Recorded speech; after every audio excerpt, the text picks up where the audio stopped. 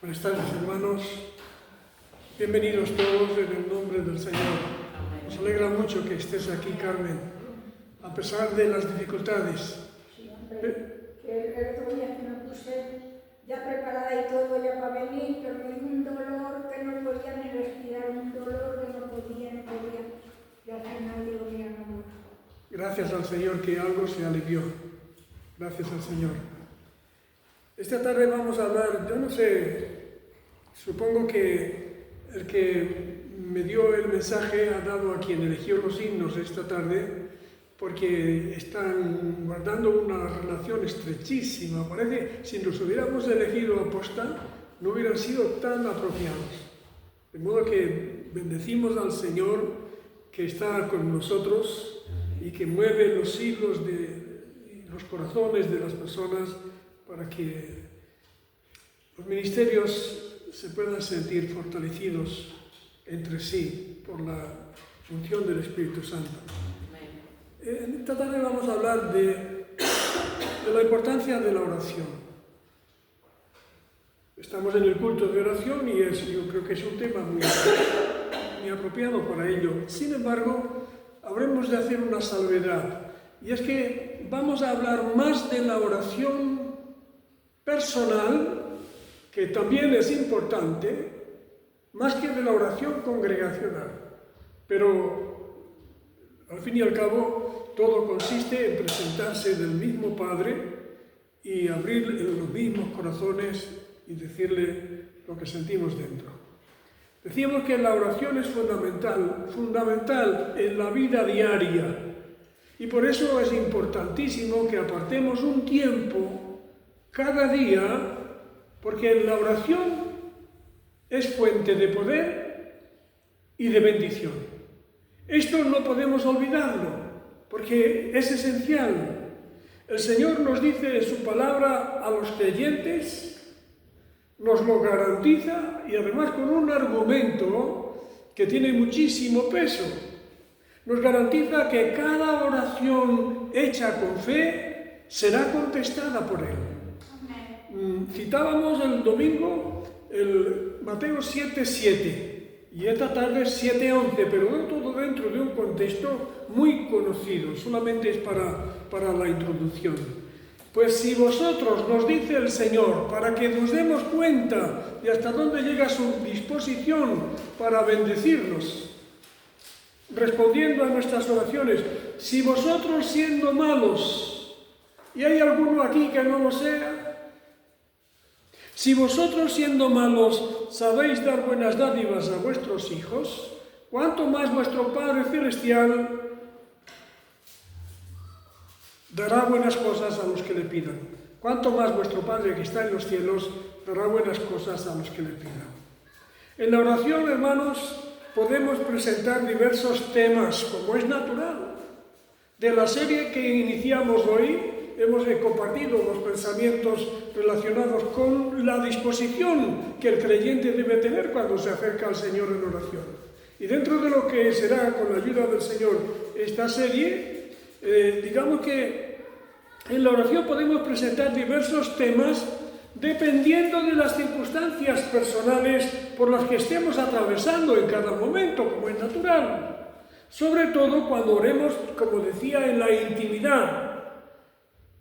Porque no es lo mismo orar en privado que orar en el culto de oración o en el culto de oración. Es completamente diferente. Aquí hay hermanos que oran a diario en su casa y que sin embargo aquí les cuesta levantar una palabra de oración, porque no es igual. Lo más sencillo, siguiendo con este orden de cosas, es orar por lo que sentimos en cada momento de oración. Orar por lo que sentimos, por lo que nos duele, por lo que nos preocupa, por lo que nos hace sufrir, o por otra parte, por lo que nos hace sentir agradecidos. Porque también es verdad que si oramos y hacemos una lista de oración, probablemente tendremos una lista larga de bendiciones que hemos recibido del Padre Celestial.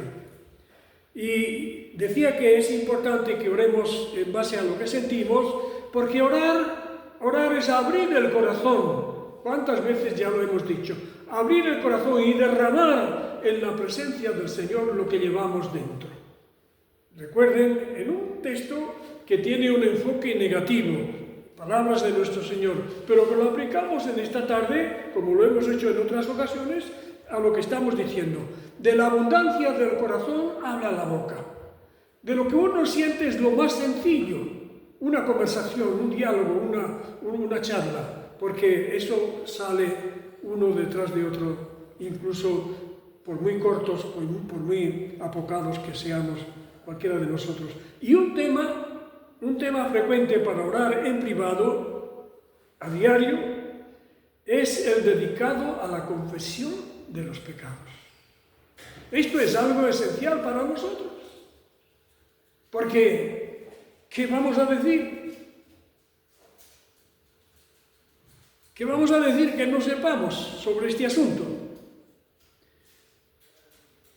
Un ejemplo de oración pidiendo perdón a Dios, como lo hemos hecho cantando esta tarde en un par de veces, o 3, lo vemos en el Salmo 51, donde el rey David confesó haber tomado a Betsabé, la esposa de Urías.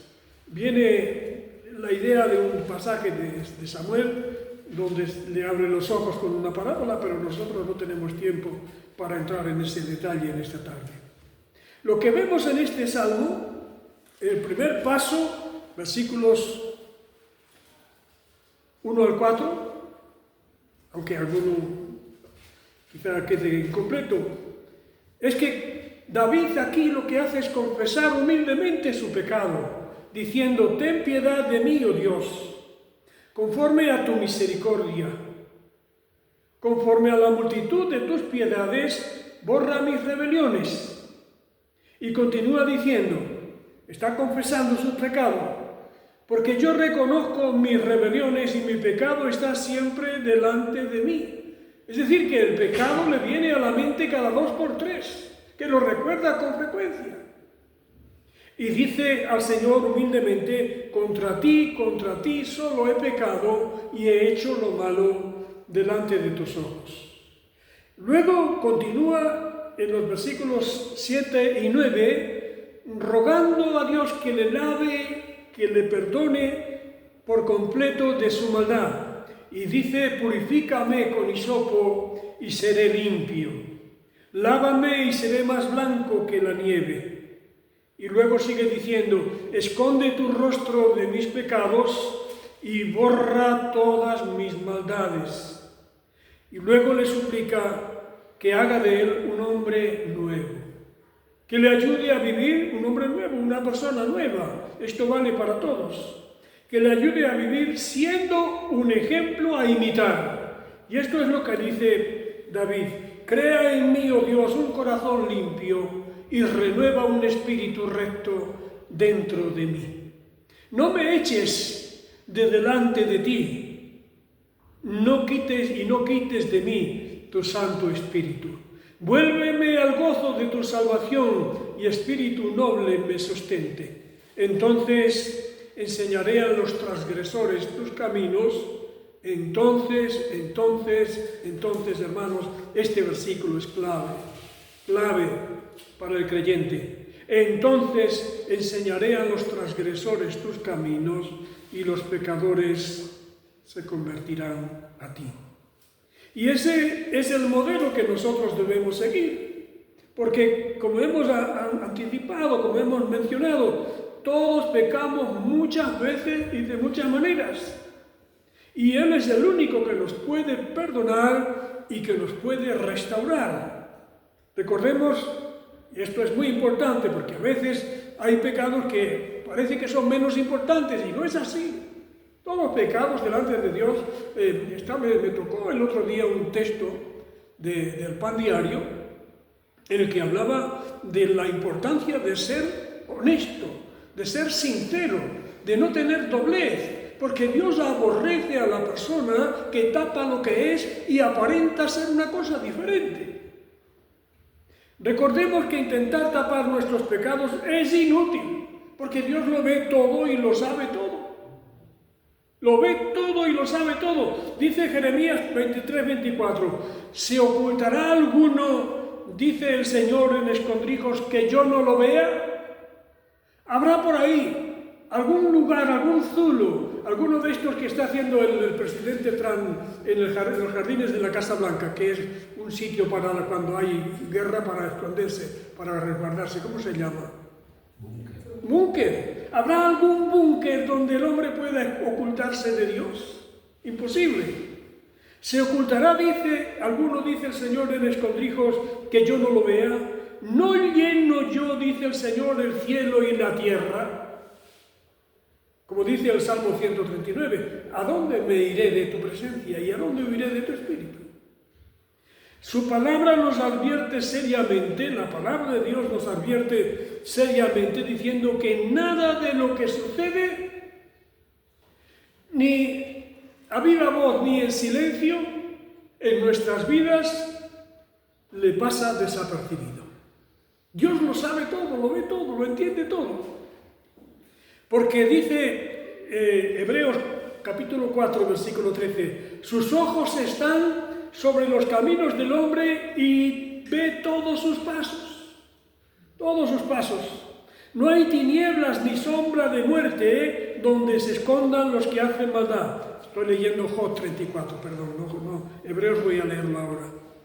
Antes bien, Hebreos 4:13, antes bien, todas las cosas están desnudas y abiertas a los ojos de aquel a quien tenemos que dar cuenta. Por eso, hermanos, lo mejor que podemos hacer, los que estamos aquí en esta tarde, es no pecar. Lo mejor que podemos hacer, no pecar. Pero si pecamos, el primer paso debe ser confesarlo al Señor. Lo antes posible, lo antes posible. El que encubre sus pecados no prosperará. El que tapa sus culpas, el que tapa sus pecados de alguna manera, no le van a ir bien las cosas, no le van a funcionar, no prosperará en nada de lo que emprenda. Eso lo he añadido yo. Más el que los confiesa y se aparta, ¿qué sucede? ¿Alcanzará qué? Misericordia. ¿Quién no quiere la misericordia del Padre Celestial? Miren lo que dice David que le pasó a él por callarse, taparlo y tratar de ocultar su pecado. Lo dice, lo hemos mencionado también muchas veces. Dice, ahora estamos leyendo Salmos 22, mientras callé. ¿A qué se refiere la frase mientras callé? ¿A qué se refiere? ¿A qué clase de tiempo?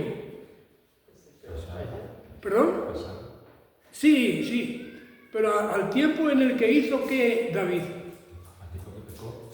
No, eso fue después.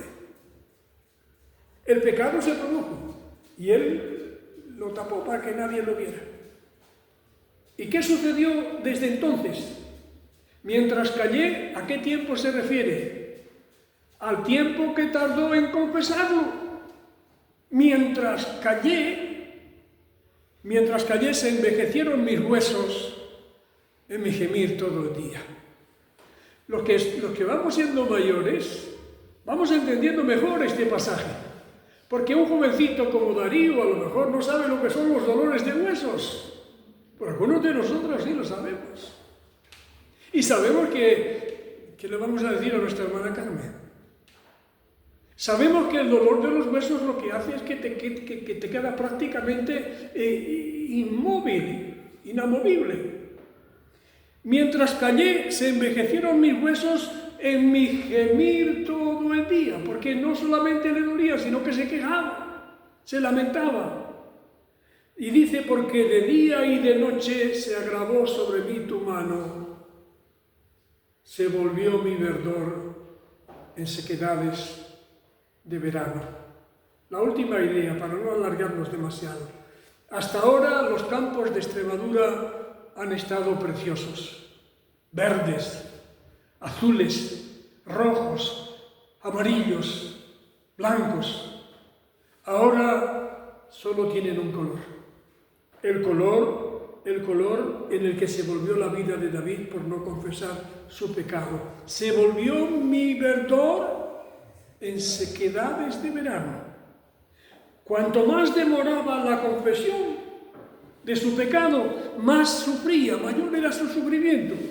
Envejecía, entristecía, gemía de dolor constantemente porque le oprimía el peso de la mano de Dios.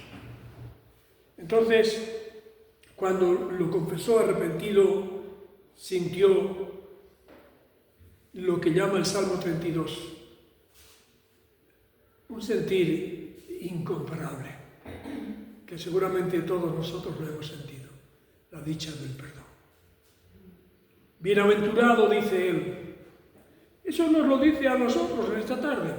Y nos ha contado su experiencia escrita, la hemos leído, la hemos visto, nos ha contado su experiencia. Cometió un pecado gravísimo, todos pecamos de muchas maneras. Cometió un pecado gravísimo y en lugar de confesarlo, que hubiera sido lo acertado, lo de sentido común, lo calló, lo guardó para sí. Y entonces aquello le trajo un sufrimiento insoportable. Y ahora trata de decirle a todas las personas que leen el Salmo 51 y el Salmo 32, trata de decirle que dichoso el hombre, por si alguien no lo hubiera hecho, bienaventurado aquel cuya transgresión ha sido perdonada y cubierto su pecado. Bienaventurado el hombre.